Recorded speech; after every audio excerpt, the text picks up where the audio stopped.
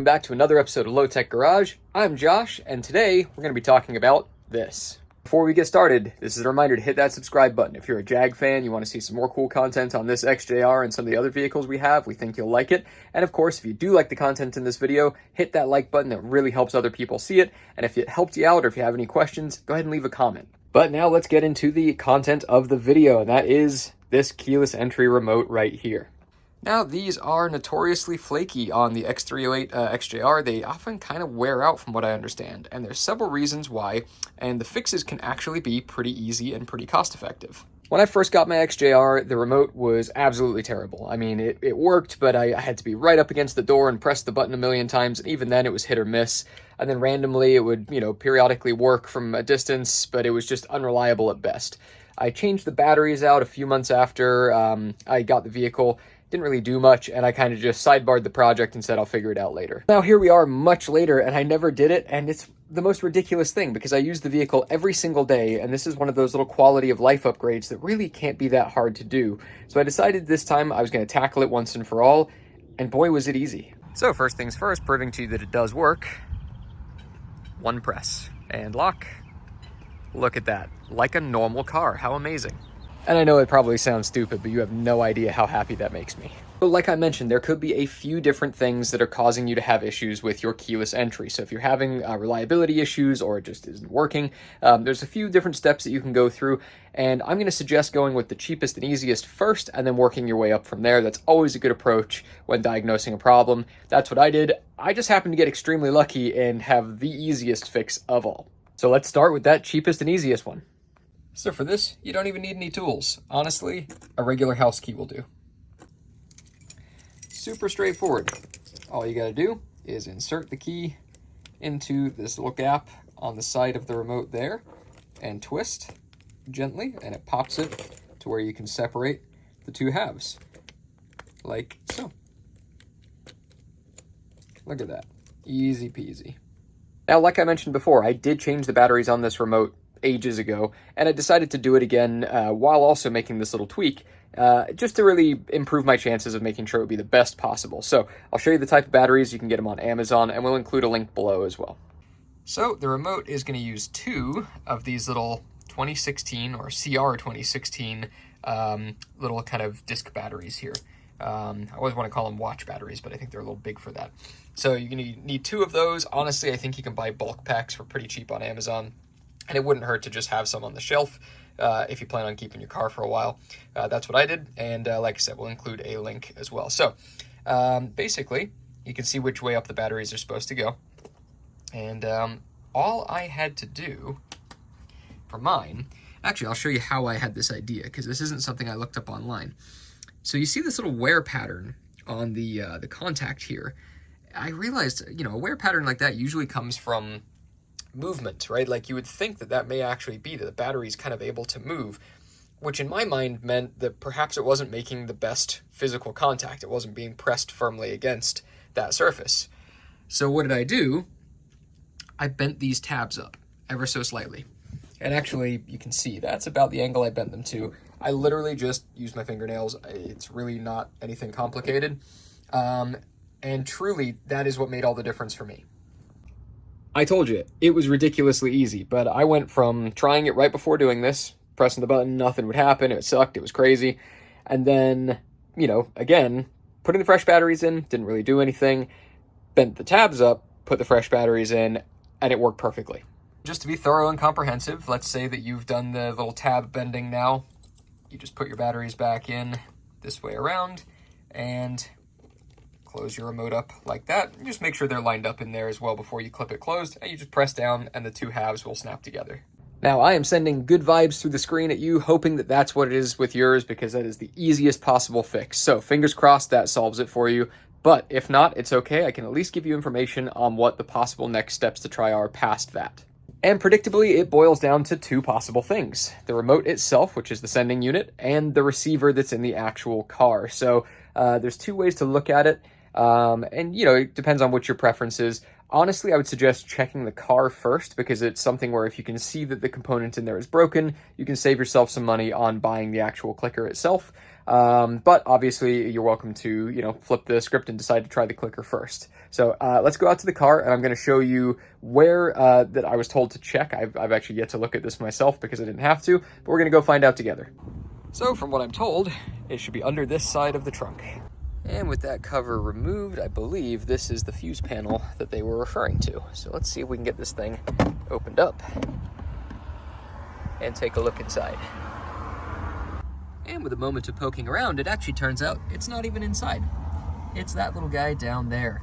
So that is actually a coaxial cable, and that is the receiver for the wireless, like the remote. I think that's even maybe what that little tag there says. So essentially, they basically said that if you're having trouble, you can inspect that to make sure that it's not cracked or broken. Actually, a lot of people have apparently reported that the cable itself is physically broken. So if that is damaged or broken, or also just loose, it could be worth checking that connection, checking the cable, and seeing if that's something that needs service. So that would definitely be the next step I would take before jumping right to getting a new clicker. If you do need to get to that, there's some bolts down there and one up here. So I think a total of 3, and I think they are 10 millimeter, and that'll actually let you lift this up so you can get better access to that. Just keep in mind you are working with, live voltage here, so be careful. But in general, I think it should be relatively straightforward to gain access to that area. Again, as I mentioned, I didn't have to fix that on my car because, again, it was just the simple little battery terminal fix. But at least that shows you to the next region that I would inspect. But let's say you look at it, it looks like mine, it looks great, the connection seems solid, you disconnected it, reconnected it, and there doesn't seem to be any breaks or wear on that cable. It might be worth then considering moving on to actually getting a new remote. So I will warn you, when I looked, I saw a ton of different price points, and I'm talking from, the cheapest one, which was still a little bit of money, all the way up to absolutely insanely expensive. So just be careful not to buy the first one you see. So for perspective, on eBay, which often you can get some pretty good cheap parts on eBay, I saw 2 listings for them, and they were like $935, which is just an absolute ripoff. I have no idea. Maybe they're just hoping that people don't do research and just click the first one they see, but that is a ton of money. You shouldn't have to spend that. I found the cheapest seller I think it was about $102. OEM one looked brand new, and so I think, expect to pay around $100. They also sell the batteries as well, though probably you're paying a premium. I think they were charging like $5 for the batteries that go inside of that. My guess would be you can get them cheaper on Amazon. And by the time this video goes live, we'll have checked and put a link in the description for you to click on. So I'd save the money on the batteries. So let's say you go ahead and purchase this remote. And actually, I think I'll even include the link to the one that I found. They do have instructions on their page of how to program it, because when you have a new remote, you are actually going to have to program said remote to your car. And there's a very specific set of instructions that I read on that page. I'll do my best to describe them to you here, but also, again, the link on how to buy the remote. If you go further down on that page, there is a section that says programming, and you should be able to go into that section and follow the same steps there. So you've got your shiny new remote, you've got your batteries in it, you know you're good to go, it's time to do the program. Here are the steps. Step 1 is going to be to open the trunk lid and leave it open. Then open the driver's door and leave it open. Once you've done that, you're going to put your key in the ignition and turn it to on, but don't start the engine, just the accessory position where the car is turned on and the engine is not running. Next up, it says to rock the valet switch, which should be in the center console, 5 times, and it should basically chirp and flash the headlights to let you know that the control module is now in learning mode. Now, within 15 seconds of entering learning mode, you're going to want to press the lock button on your new remote. That would be the red button that has the little lock indicator on it. If it's successful, you should hear a tone sound, and that lets you know that it's now paired. Then you're going to hit the valet button again, and you should hear 2 chimes, and that lets it know it's been fully accepted, and it has basically moved on to accept the next remote. It's actually designed to take up to 5 different remotes.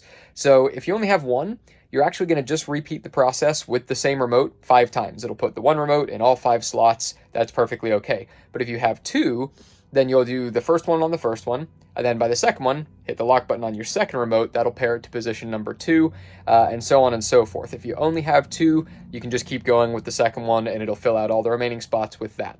And after you've gone through all of those steps, that's about it. Turn the ignition off, close the door, close the trunk lid, and test your remote to make sure it works. But from the instructions, it says you should be good to go from there. Now, again, I am relying on the instructions that were provided by the website that you can purchase this remote from. I would definitely suggest, independently verifying those, perhaps on like the Jag forums or something like that. However, trusting my gut, I feel like those seemed pretty, specific to the car, so I have a good feeling that that should do the trick.